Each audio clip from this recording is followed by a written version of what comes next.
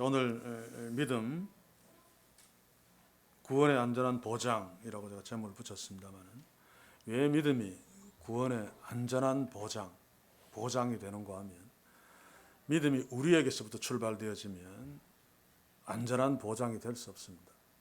믿음도 하나님께로부터 온 것이죠. 성령을 우리에게 주심으로 우리가 하나님을 믿는 믿음이 생겼습니다. 그래서 그 믿음도 하나님께로부터 온 것이기 때문에 영원 불변하신 하나님으로 말미암아 구원이 보장되는 것이죠. 오늘 본문에서 미리 본문을 보시면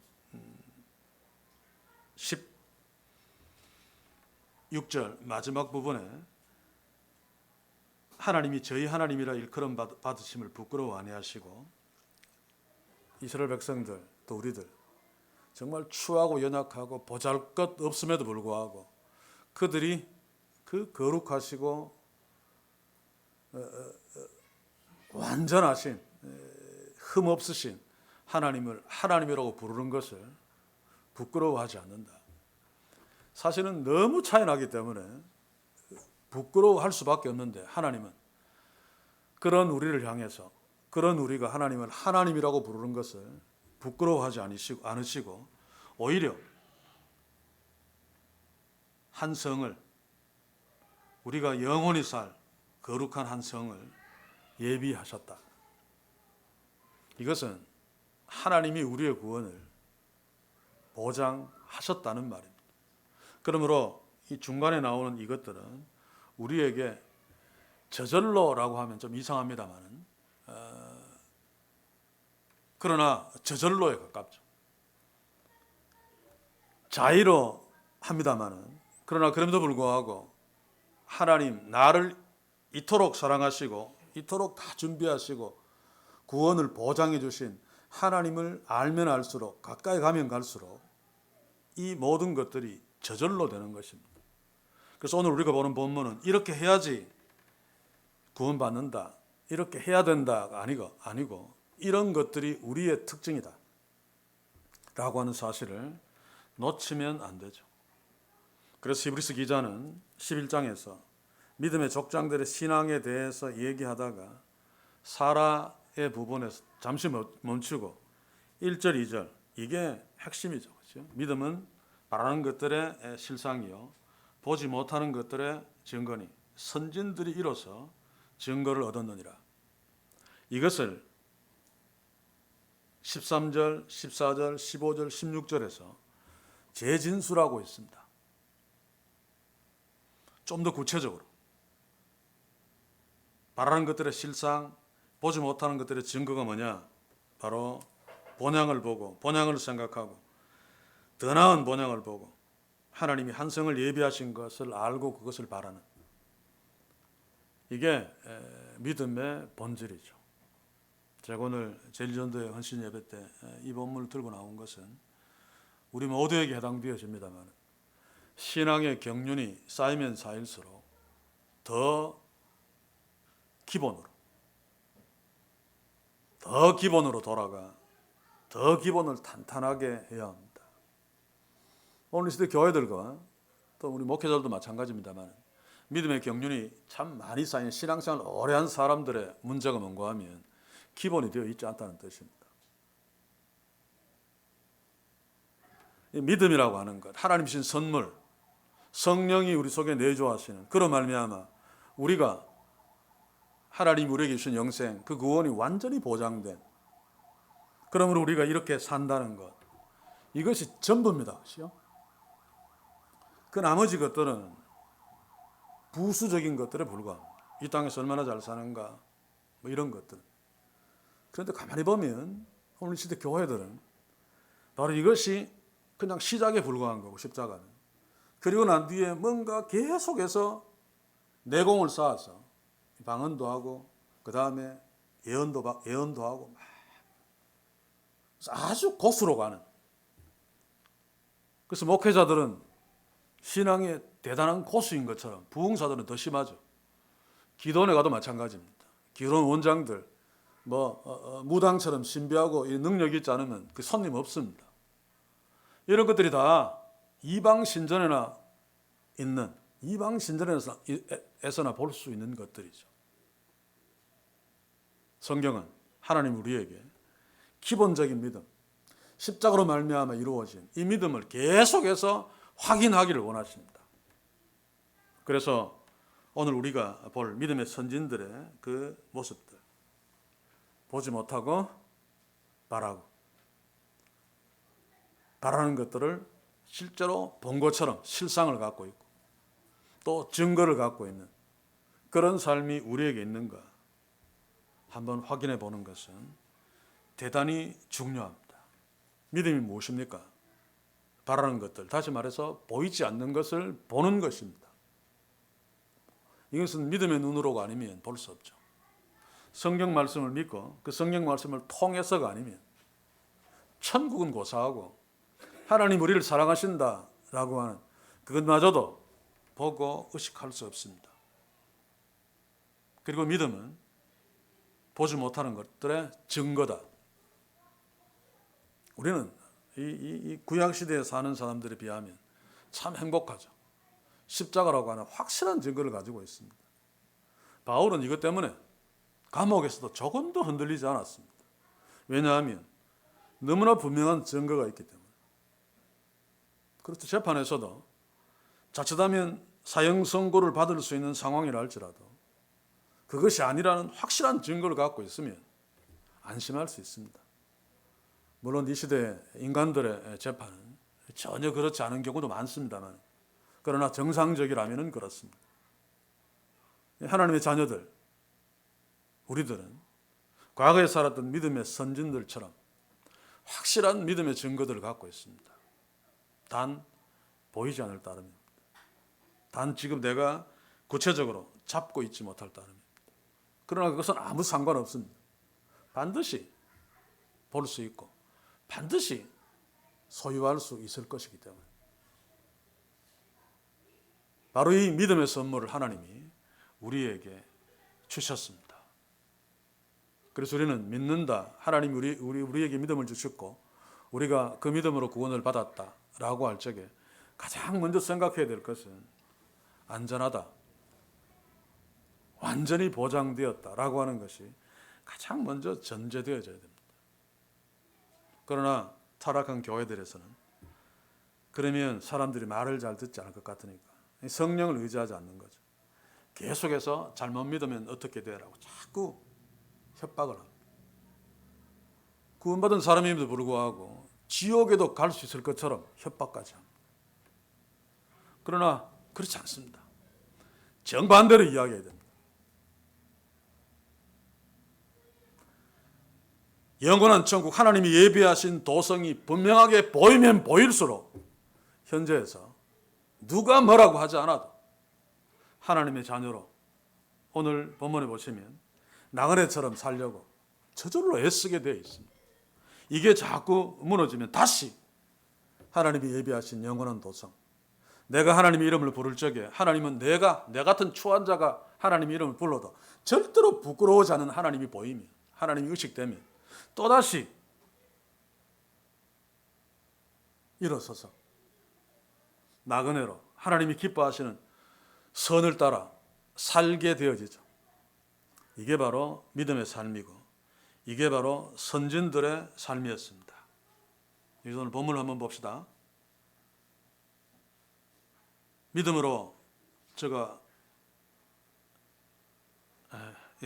13절 이 사람들은 믿음의 사람들이죠. 믿음의 선진들은 다 믿음을 따라 죽었으며 구약에 있는 아브라함, 이삭 등등 다 육신적으로는 죽었으며 약속을 받지 못하였으되 이것은 오해하면 안 됩니다. 약속을 받지 못하면 믿을 수 없습니다. 그렇죠?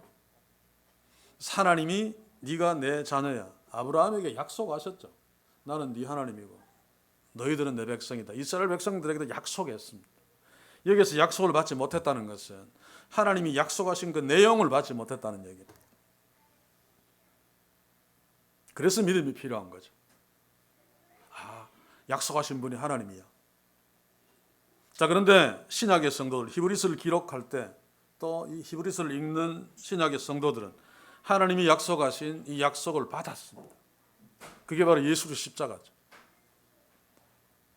미래, 과거의 구약의 성도들은 오실 예수 그리스도, 하나님이 반드시 이루실 약속, 그 약속하신 것을 아직 이루어지지 않았지만 멀리서 바라보면서 하나님을 믿었고 예수를 믿었고, 십자가에서 하나님이 약속하신 것을 이루시고 난 뒤에는 그것을 통해서 우리 모두는 하나님을 아버지로, 예수 그리스도를 나의 구원자로 믿는 거죠. 그러나 그럼에도 불구하고 구약 성도와 우리와 똑같이 받지 못한 약속이 있습니다. 십자가도 사실은 구약 성도들은 약속을 받았지만은 약속을 만나지 못했지만, 십자가가 주는 약속이 뭡니까? 하나님이 완전히 통치하시는, 하나님과 더불어 영생 복락을 누리는 영원한 천국입니다. 상상을 불가하는 완벽한 삶, 그거 십자가가 약속하고 있지, 우리가 그 약속을 받지 못했습니다. 지금 완벽한 천국을 우리가 누리고 있지 않잖아요. 부분적으로 교회를 통해서 하나님의 다스림을 맛보고 삽니다만, 구약 성도들은 십자가를 통해서 교회가 세워지고 교회를 통해서 성령이 다스리는 그 놀라운 하나님 나라의 통치의 축복을 맛보지 못했습니다. 그냥 약속을 받았고 그 약속의 내용은 받지 못했죠. 그러나 그럼에도 불구하고 그들은 하나님이 완전 약속을 주실 것을 믿고 그것을 바라보며 넉넉하게 이 땅에서 나그네처럼 살았습니다. 보십시오. 그것을 멀리서 보고 환영하며 또 땅에서는 외국인과 나그네로라 증거하였으니, 나그네로 살았다는 말입니다. 주인의 증거를 갖고 살지 않고 나그네로 살았습니다. 그것은 가나안 땅을 하나님이 기업으로 주셨지만 그 땅에 사는 이스라엘 백성들도 다 궁극적으로는 나그네로 사는 거죠. 이것은 바로 하나님이 주신 믿음으로 사는 자의 삶의 스타일입니다. 그래서 내가 이 땅에 나그네로 사는가, 순례자로 사는가 라고 하는 질문들을 항상 해야 됩니다. 착각하지 맙시다. 세상에서 눈에 보이는 어떤 목표를 가지고 살지 말자는 얘기가 아닙니다. 우리는 이 땅에 사는 날 동안 이 땅에서 뭔가를 이루며 목표를 가져야 되죠. 나는 대통령이 되겠다, 대기업의 재벌이 돼서 돈 많이 벌겠다, 그런 목적들을 설정합니다. 천국은, 하나님이 예비한 성은 우리의 목적이 아닙니다. 하나님이 주신 은혜로 저절로 가지는 결과죠. 움직일 수 없는 놀라운 결과입니다. 인간이 아무리 목적을 한다고 해서 그 목적을 달성할 수 있습니까? 이게 믿음입니다. 그렇다면 이게 분명하면 이 땅에서 사는 날 동안 무언가 목적을 세우고 무언가를 추구하면서 사는 그 모든 것들이, 이게 분명하면 하나님의 선을 따라, 하나님의 뜻에 따라 목적을 정하고 산단 말이에요. 중간에 좀 어그리고 잘 안 돼도. 그렇지 않으면 히포크라테스 선서를 하고 무슨 그래도 의사 되면 돈벌레가 되고 맙니다. 저는 지금 정책을 이야기하자는 것이 아닙니다. 의대생들 늘리자, 줄이자, 정확하게는 무엇이 맞는지 잘 알지 못하겠습니다. 정확하게는. 그러나 객관적으로 보면 어쨌든 늘리는 것이 맞는데, 의사들의 태도는 뻔하죠. 밥그릇 싸움입니다. 밥그릇 싸움. 그동안 다른 직업에 있는 사람들보다 훨씬 많은 존경과 혜택을 받았죠. 제가 글을 읽어보니까 똑같이 서울대 경영학과 졸업하고 의대 졸업하고 대기업에 들어가서 3년 4년 지난 뒤에 한쪽에는 연봉이 3억 정도 될 때 의사가 대기업에 들어간 의사보다 훨씬 더 똑똑했던 엘리트들은 한 1억 정도, 한 3배 정도 차이 난다. 그런데 더 중요한 것은 의사들은 한번 잘못되면 되돌이킬 수 없는 생명을 책임지는 자들입니다. 그래서 사자 붙은 자들은 첫째로 사명감이 있어야 됩니다. 그런데 전부 돈밖에 모르는 목사부터 시작해서 변호사, 판사, 검사, 저는 사자 달린 사람들을 참 많이 만나봤습니다. 검사, 판사 앞에서 써봤고, 그런데 제 개인적으로 존경은 고사하고 한마디로 기본이 안 돼 있는 의사들도 대부분 그렇죠.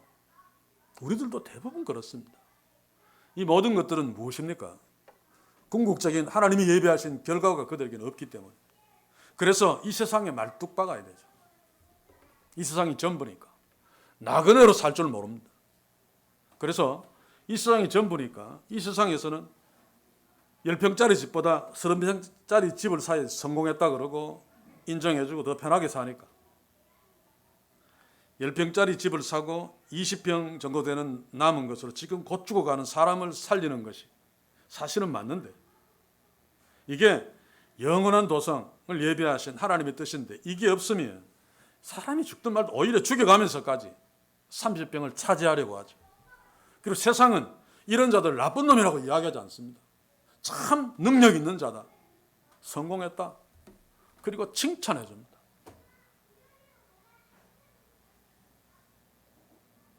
이 모든 것들의 비극은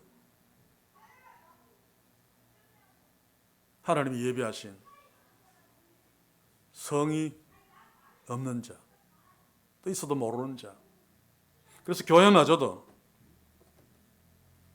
나그네는 고사하고 이 땅에 가장 확실한 주인으로 살려고 하잖아요. 그래서 전부 눈에 보이는 것으로 축복. 이 땅에서 최고라는 소리를 듣고 싶어 합니다. 그래야지 하나님이 영광 받으신다라고 이야기합니다. 바로 이것이 하나님의 이름을 망령되이 일컫는 것입니다. 언제 하나님이 그렇게 영광 받으시겠다고 하나님의 자기 계시에 기록하고 있습니까?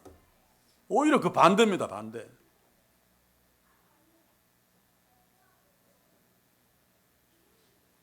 그래서 어떤 목회자를 카톡에 보니까 왜 이 시대의 교회들이 서로 싸우고 갈리고 개판치고 그러는가? 근데 그 중에 한 분이 목사들이 하나님의 말씀을 자기의 욕심을 채우기 위해서 왜곡했기 때문이다. 굉장히 일리 있는 말입니다. 이 시대 교회들이 천국을 무너뜨리고 있습니다. 성도들에게 천국을 생각하지 않도록 무너뜨리고 있습니다. 현재에 집착하도록 나그네로 사는 것이 아니라 열심히 십자가의 능력으로 이 땅에 말뚝을 박도록, 그러니 교회가 천국이 될 수 없습니다.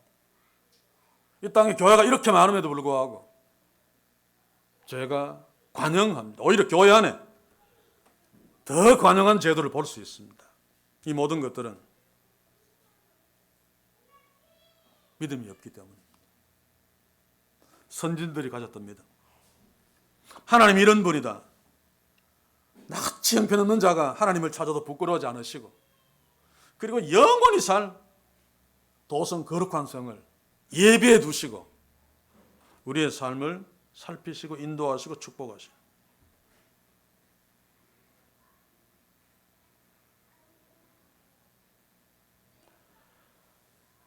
저에게 오랜 친구가 하나 있습니다.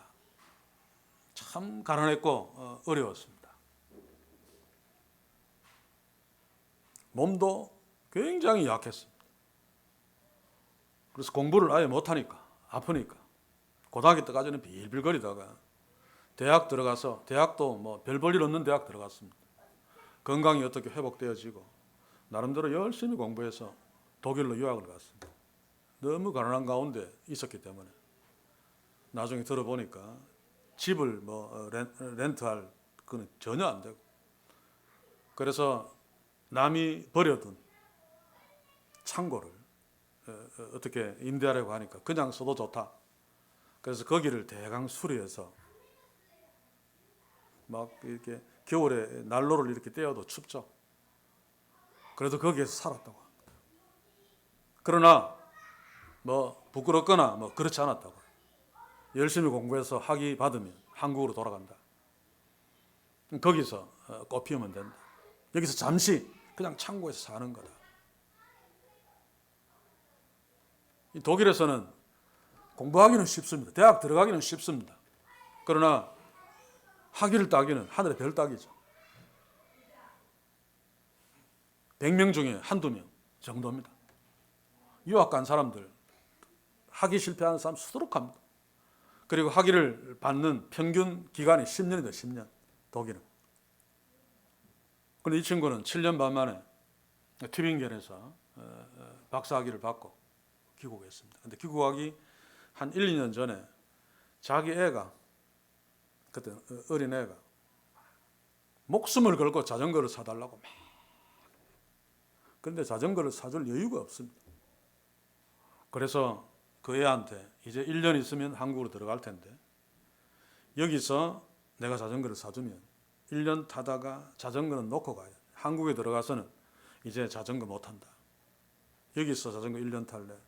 한국에서 몇 년 계속 탈래. 가만히 생각하더니 한국에 들어가서 탈래.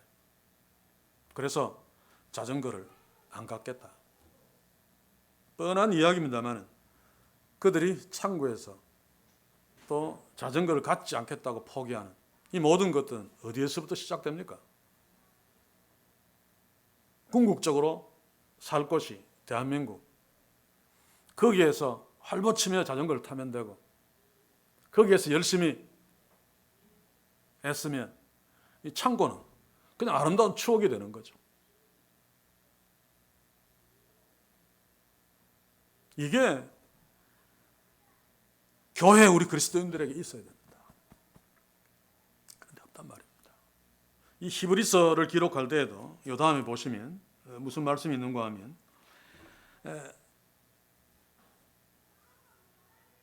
저희가 15절 나온 바 본향을 생각하였다면 돌아갈 기회가 있었으려니와 이것은 배경으로는 애굽을 말합니다. 애굽에서 출애굽한 이스라엘 백성들이 여기에서 사방년 동안 살았죠.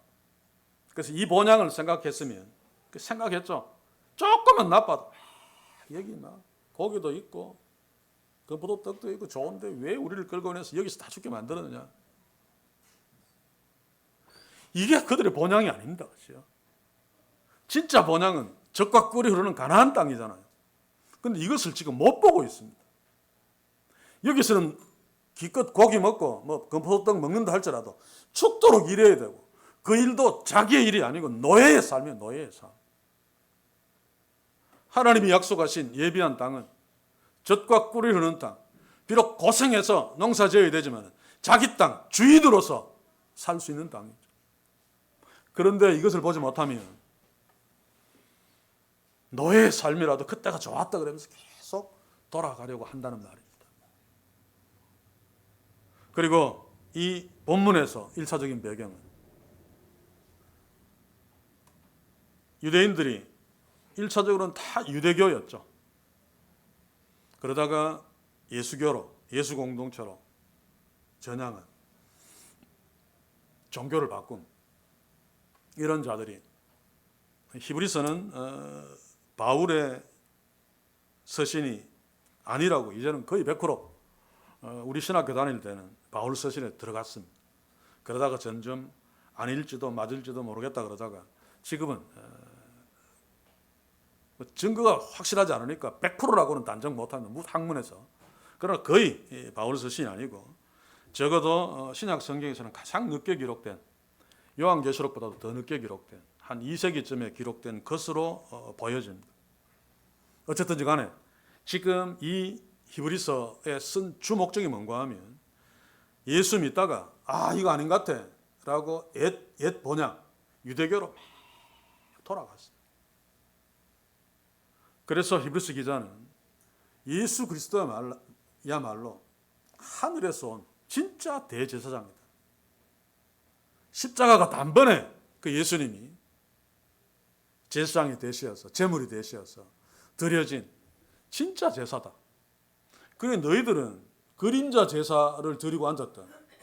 유대교로 다시 돌아가려고 하느냐 이 바보야 라고 하는 것입니다. 그런데 수많은 사람들이 돌아갔는데 돌아가고자 한 이유를 저는 이해가 갑니다. 이게 복음의 강점이다 약점이죠.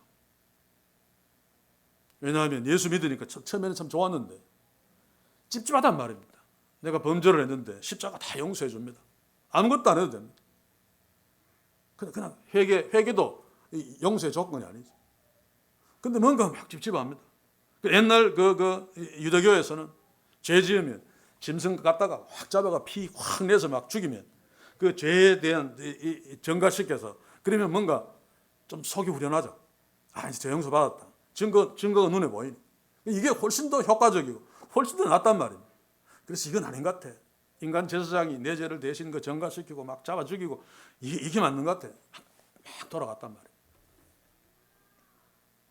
오늘 이 시대에도 능동순종, 회심 준비론, 인간이 막 노력해야지 복 받고 알미니안주의죠.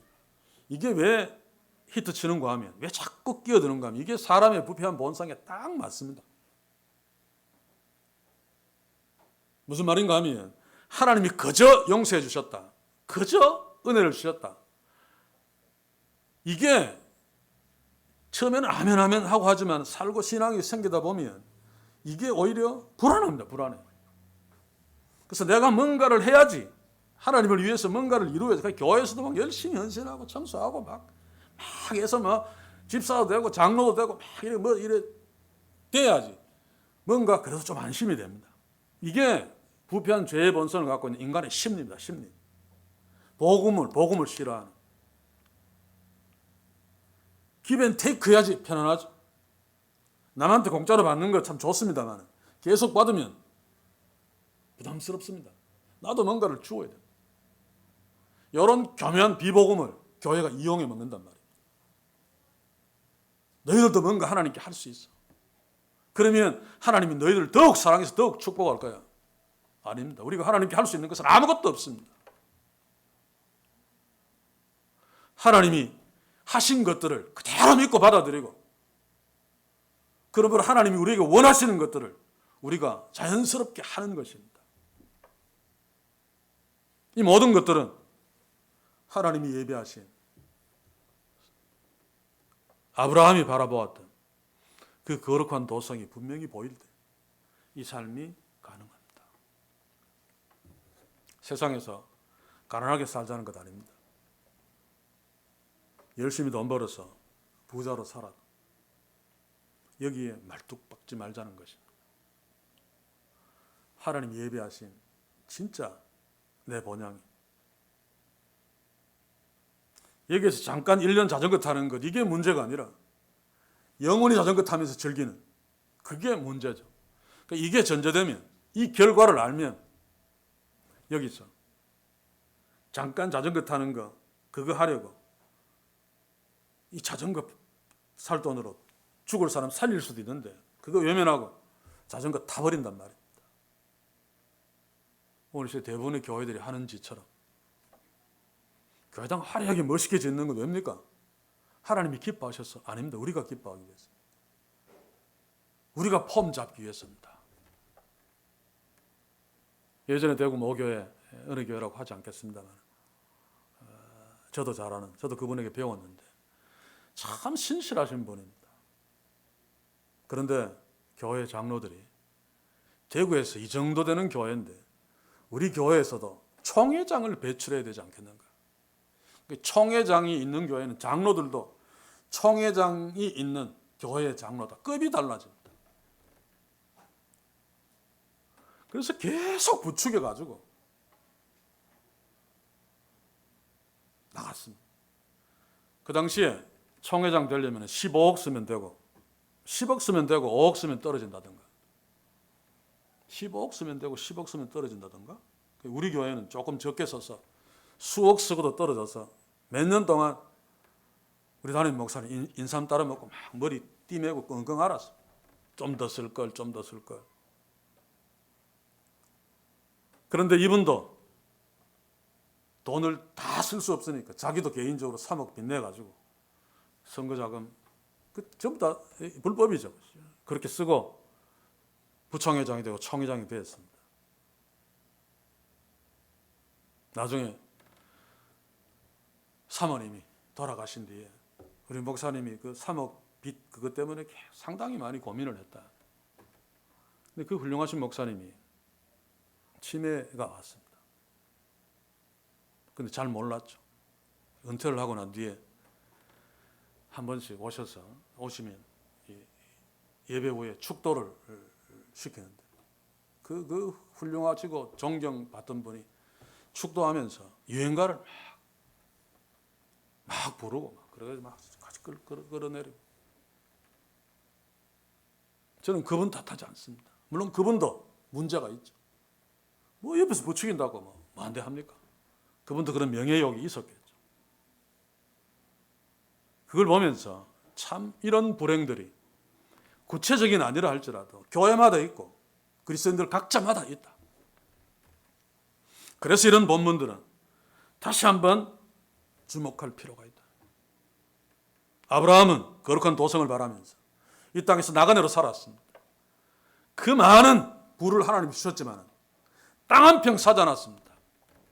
자기 아내를 묻을, 자기가 죽을, 막벨라 동굴, 그거 하나가 아브라함이 마련했던 유일한 부동산입니다.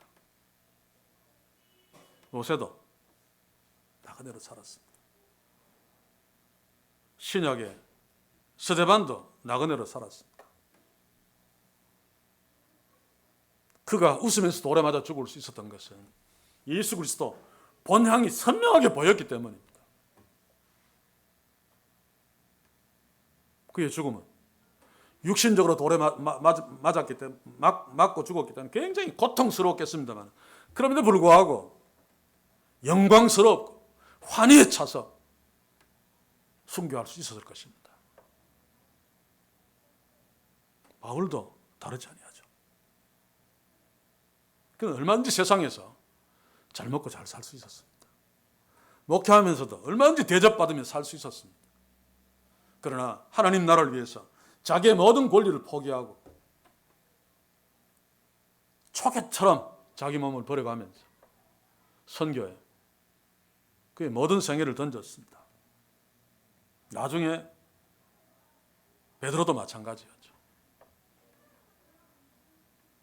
베드로는 예수님을 3번씩이나 부인한 그게 이게 전승입니다만 그래서 나는 예수님처럼 십자가에 달릴 수 없다. 거꾸로 매달아 달라. 베드로는 유대인이기 때문에 이방인이기 때문에 십자가형을 당했지만 바울은 로마 시민이기 때문에 참수형을 당했습니다. 훨씬 더 편하게 죽을 수 있었죠. 목이 잘려 죽는. 그러나 그럼에도 불구하고 이들은 다 하나님이 예비하신 본향을 바라보고 살았던 자들입니다. 그러나 구약의 아간 여기만 봤죠. 그의 능력이면 그것을 맡을 자였으면 얼마든지 적당하게 숨겨도 완전 범죄할 수 있습니다. 아무도 몰랐잖아요. 하나님이 제비 뽑아서 쪼여 들어갔죠. 끝까지 회개할 기회를 주었지만 아간에게는 이게 없었기 때문에 여기에 매몰되었다가 가족들까지 다 죽고 말았습니다. 베드로도 처음에는 그랬죠. 왜 예수님을 3번씩이나 부인하고 저주했습니까? 예수 그리스도로 말미암아 십자가 뒤에 그 놀라운 도성을 베드로는 보지 못했습니다. 그래서 한 연약한 비자가 질문하는데도 벌벌벌 떨면서 부인할 수밖에 없었죠. 오늘 이 시대 우리 그리스도인들 때로 직장에서 학교에서 또 사람들과의 관계 속에서 얼마나 비굴하게 삽니까? 한번 생각해 보십시오. 우리 목회자들도 목회자들의 관계 속에서 조직 속에서 참 비굴해지기 쉽습니다. 왜냐하면 그 구조 속에서 비굴해지지 않으면 살아남을 수 없기 때문에. 하나님의 자녀의 삶도 마찬가지죠. 그래도 우리는 스데반 때나 바울 때보다는 낫습니다. 그러나 제가 강조했듯이 어떤 면에서는 스데반이나 바울 때보다 훨씬 더 믿음을 지키며 예수 믿기 어렵습니다. 세상이 너무 좋아졌기 때문에 우리가 비굴하게 하나님을 배반하며 개판으로 살아도 잘 표신하지 않기 때문입니다. 잘못 사는 줄 잘 모릅니다. 다 그 판으로 사니까 나도 이만하면 괜찮아 라고 생각할 수 있죠. 이럴 때 오늘 주신 말씀을 통해 나는 이 땅을 나그네로 살고 있는가, 나그네의 삶의 스타일로 살고 있는가를 한번 돌아봅시다. 그리고 하나님이 예비하신 영원한 도성 나에게 선명하게 있는가.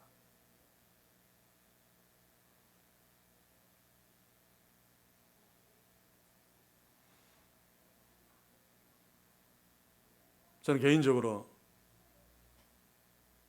히브리로부터 도움받은 것은 내 육신이 묻힐 장소를 선명하게 볼 수 있다는, 몇 번 가봤습니다만, 그러면 그 뒤가 보여지는 거죠. 하나님이 예비하신 천국이.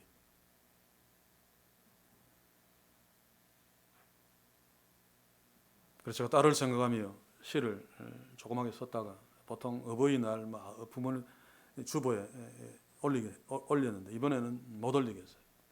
너무 힘들어서. 그 시에 제가 하나님께 뭐라고 내용을 썼는가 하면, 제가 이 땅에서 믿음을 지키며 끝까지 주님과 지금 그 길을 따라가게 하소서. 물론 구원받았으면 가겠죠. 그러나 시적으로 만약에 따라가지 못하면 먼저 간 내 딸을 만날 수 없습니다. 그래서 나도 끝까지 믿음을 지키며 주님 가신 길을 따라가게 하시옵소서.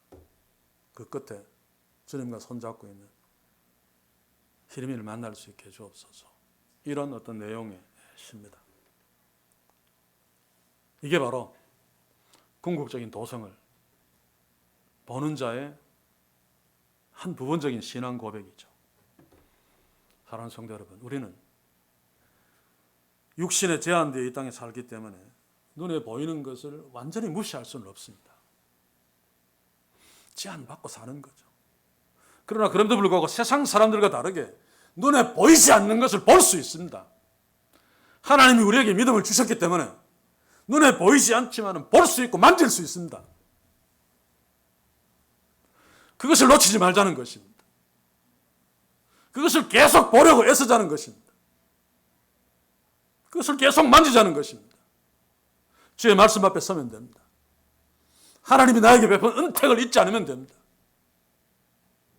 그러면 현재에서 좀 더 나은 집에 살기 위해서 비굴해지지 않을 수 있습니다. 좀 더 출세하기 위해서 남을 배신하지 않을 수 있습니다. 거짓말하지 않을 수 있습니다.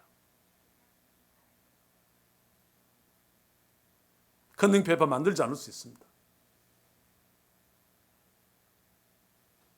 그리고 이 땅에 한 번 사는 것인데 좀 하나님이 인정해주는 그런 인간답게 멋있게 살아야 되지 않겠습니까? 그것은 하나님이 우리에게 이미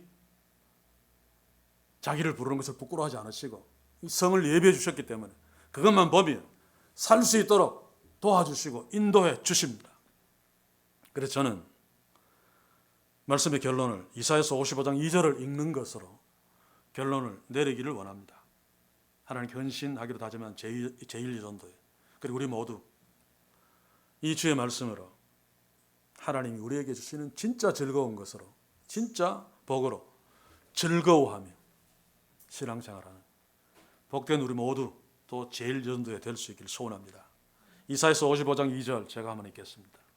너희가 어찌하여 양식 아닌 것을 위하여 은을 달아주며 배부르게 못할 것을 위하여 수고하느냐. 나를 청종하라. 그리하면 너희가 좋은 것을 먹을 것이며 너희 마음이 기름진 것으로 즐거움을 얻으리라. 아멘. 기도합시다. 주여, 우리 모두를 긍휼히 여겨 주옵소서. 어리석은 대로 버려두지 마옵소서. 살아계신 하나님 앞에 날마다 세우셔서 눈에 보이지 않는 것들에 확실한 증거를 가지게 하시고 바라는 것들을 실제로 볼 수 있도록 주여 역사하셔서 이 땅을 아브라함처럼, 스데반처럼, 바울처럼, 우리 믿음의 선진들처럼 나그네로 살 수 있도록 축복하소서. 힘들 적마다 하나님이 우리를 어떻게 사랑하셨는가, 나 같은 자가 하나님의 이름을 부르는 것을 부끄러워하지 않으시고 나 같은 자를 위해 영원한 도성을 예비하시고 우리를 도우시며 인도하시는 그 하나님을 기억하며 용기를 내어 힘을 내어 현재를 살게 하시되 그 하나님으로 말미암아, 그 하나님의 축복으로 말미암아, 그 하나님의 도성으로 말미암아 이 땅을 부끄럽지 않게 살 수 있도록 주의 성령의 날마다 우리를 도우시고 제일 좋은 데를 도우시고 이 교회를 도우시고 우리 모두를 도우시며 축복해 주시옵소서. 예수님의 이름으로 기도하옵나이다. 아멘.